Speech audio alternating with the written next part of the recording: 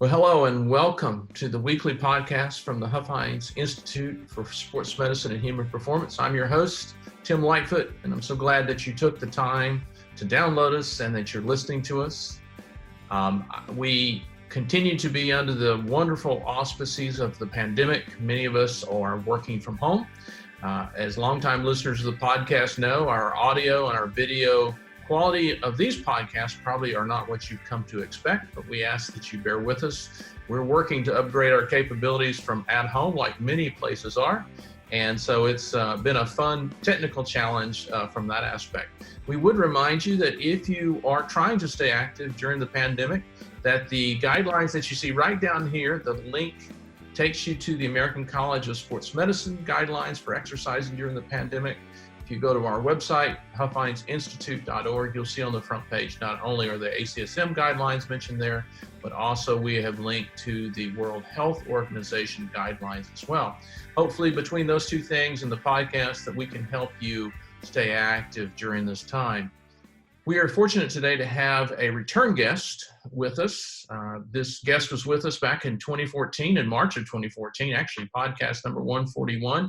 And his talk with us about positivity. And given the fact that we're all kind of stuck indoors and we're dealing with a lot of depressing news, we thought we'd be great to have this person back with us today, talk about positivity and how we can see the positiveness of the situation going on. So with that, I'd like to welcome back to the podcast, Mr. Mark Bravo. Welcome back to the podcast, Mark. Thank you, Tim. Good morning, everyone. Well, it's great to have you back on. I'm going to tell the audience a little bit about you, and then we'll just start back up with our conversation. And many of you may remember from the last time we had Mark on. Mark is a native of Oklahoma City. He lives there in Oklahoma, where he has a running shop. He has a degree in broadcast journalism, but he's really worked in the running world quite a bit. He's a race announcer, and for many of the races, he has completed over 50 marathons. He's the author of a book called Momentum, 77 Observations Toward a Life Well Lived, and talks quite a bit about how people can use momentum in their life to have impact not only on their own lives, but on other people's lives as well. And as I said, given the fact that we need positivity, I think more than anything else right now, we thought we'd have Mark back on with us. So again, welcome to the podcast, Mark. And let's just start off with, talk to us about how do you handle the isolation and staying in place and stay with a positive viewpoint on life. I'll tell you, Tim, it's not a lockdown guarantee. Even if you're fortunate enough to feel you're one of the ones who lean more with the glass 3/4 full than half empty, a more optimistic viewpoint, we still are all challenged to do that, as I'm here to testify over these last 3 to 4 weeks. But you simply try to remember that there is no upside to buying in that we feel like everything's coming in on us at a time like this. A big thing to remember, even though it's the verdict hasn't come down as to how timelines will go and such, you've heard it 100 times, 1,000 times, we're all in this together, but there is power in everyone, in effect, working toward the same thing, even if we have our different projects. So in short, there's no future in being negative. And what I find, again, that's rather a cavalier statement, but in a practice, an action possibly that is more important than anything, when we get outside ourselves in whatever fashion, if it's a phone call to a friend, as we're not so much face-to-face these days, except maybe with the folks we share our home with, when we get outside ourselves, everything is lightened. And the funny thing, we usually gain more than we get. It's sometimes hard to take the first step to make a call because I'm really bogged down mentally, say, or I just don't know what to do now that I don't have the impetus to do much. Take that first step, and then you usually find that word I like a lot, that can be found in all circles of life, momentum begins. Now, one of the things you talked about in the last time we chatted, that if don't have a positive outlook on life, you really don't have any joy in your life. And that seems to be the case with people I've talked to recently, is because they, if they don't have a positive outlook on what can happen in their life, they feel depressed, they feel run down, and they do seem to lose that joy. Would you still go with that kind of idea? Without question. Think of it this way, in a competitive nature, if you can never take the victory from one of your own performances, it might not have been the goal in my world, mostly the running world. The clock might not look exactly as you would have really hoped for it to. But if you can't take the victory, find something, or know, if nothing else, there will be another event to wash that feeling away. Then no matter if you're an Olympic gold medalist, but maybe you wanted more out of yourself, you've got to be able to take a kinder, gentler approach, not only to others, but to yourselves. And then things flow better. We are opened up to not being filled with that self paralysis that can come through expectation and through never being able to be satisfied. So we always must lean positive.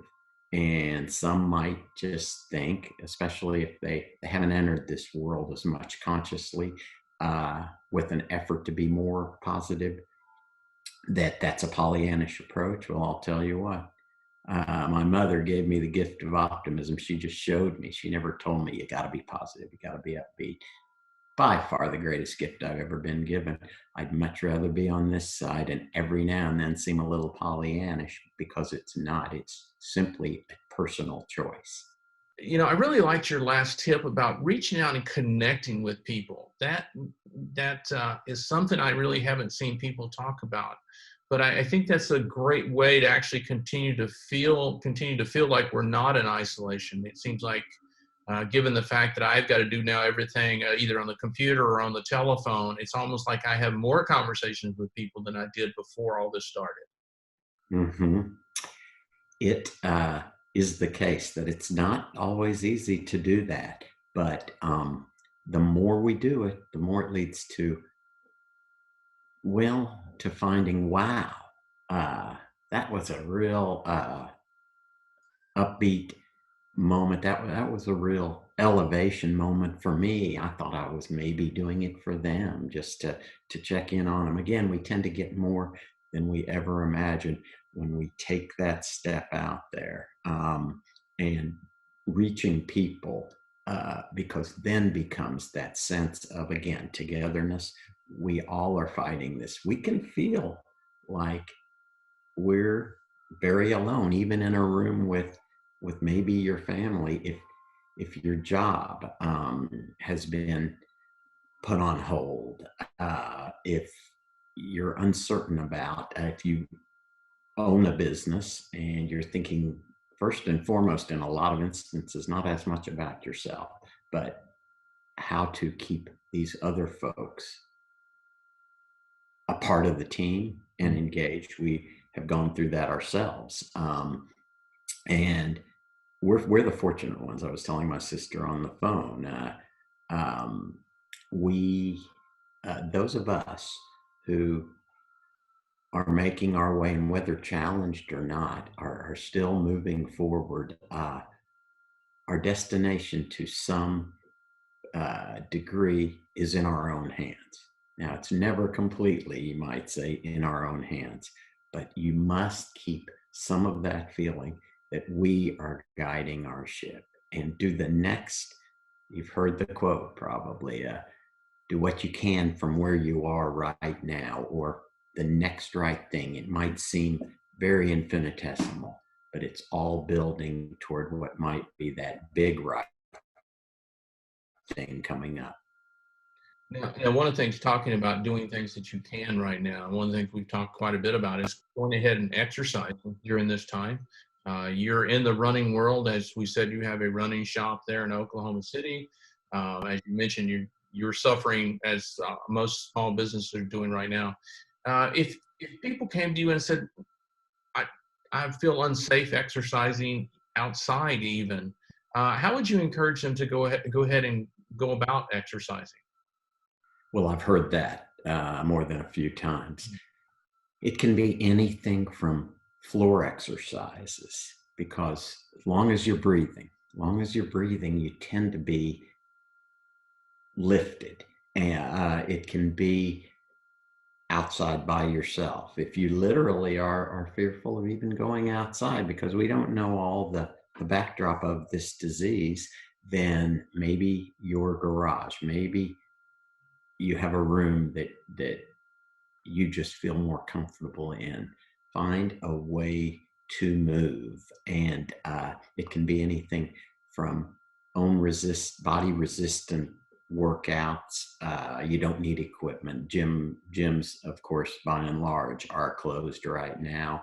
Many online regimen from most every gym facility now. A lot of them are free. If you need a membership, just keep looking, because you'll find that some of these institutions are opening them up free to even non-members to follow something online, follow yoga, follow any of a number of approaches online.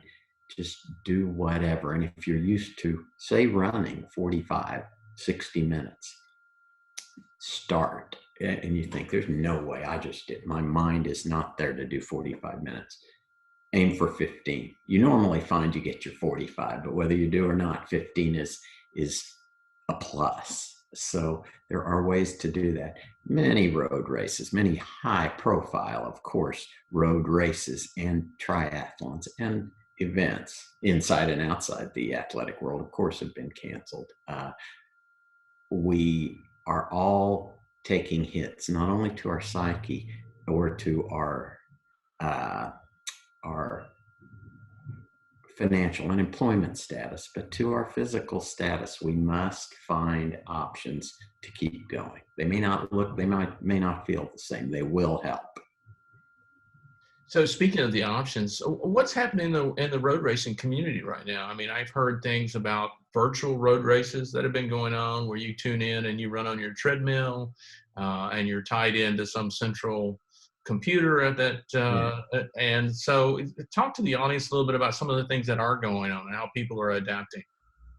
We ourselves at OK Runner have, there are 3 OK Runner stores in greater Oklahoma City area, but we have a virtual run. We're calling it Flatten the Curve. And you can find offshoots and variations of all of these events. For instance, our approach is, how consistent can your miles be in a 5K one weekend, 10K last weekend? I don't know what our distance is this weekend. And you don't win because you're the fastest, but because you have flattened your curve the most, and you download the races on Garmin Connect or on Strava or whatever you want to use. And there is a lot of ingenuity going on, not just with us, to keep people moving that way. I have my training group, as many training groups, has had to go on a physical sabbatical. We still communicate.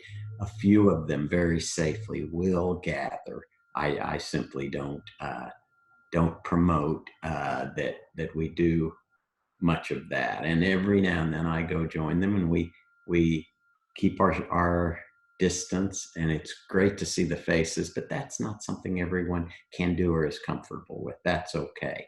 But knowing that the races, our Oklahoma City Memorial Marathon would be coming up 2 Sundays from now. It's the biggest race in Oklahoma, all distances. This year, it being our 20th anniversary race, expected over 30,000 in all the events. It's now the first weekend in October. It's also tied this year with this being the 25th anniversary of the federal building bombing in Oklahoma City that some will remember from 1995. And this race is very big, not just from the athletic standpoint in Oklahoma, but because of what it does. It is singularly by far the largest fundraising event for the memorial and museum which in downtown Oklahoma City, on the site of the explosion, honors those who are lost, those whose lives were changed forever, and those who survived. And it's the biggest fundraiser. So it's very important we keep on going. We move it to October.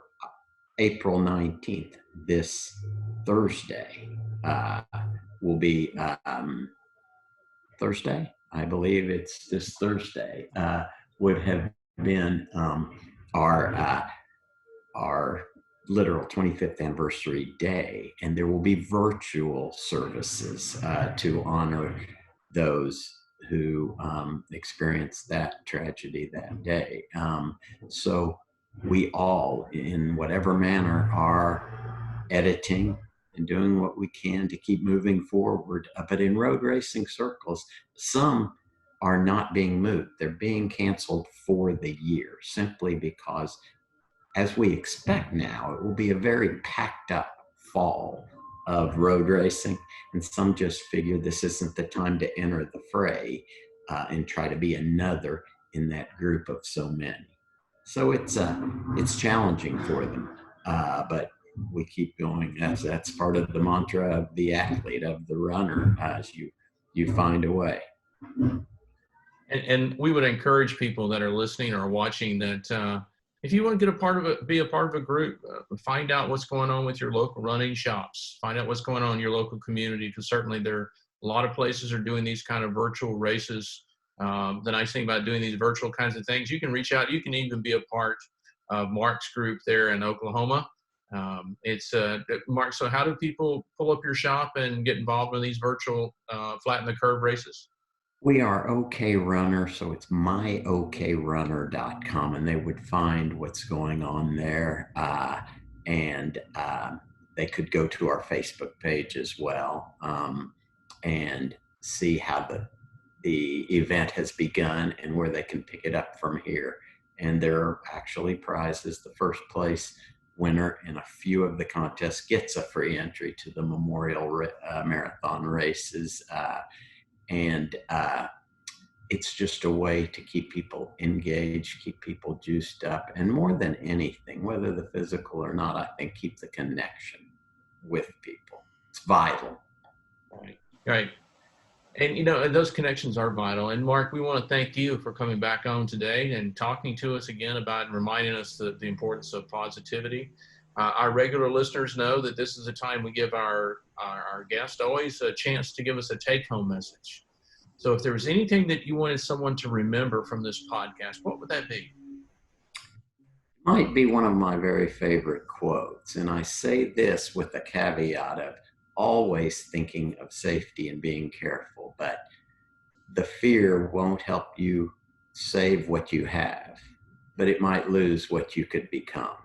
So continue to engage, continue to figure out how you can do so from a distance, digitally, but don't lose touch as best you can, and your momentum will continue strong. You'll come out of this with some new lessons that you maybe never would have confronted.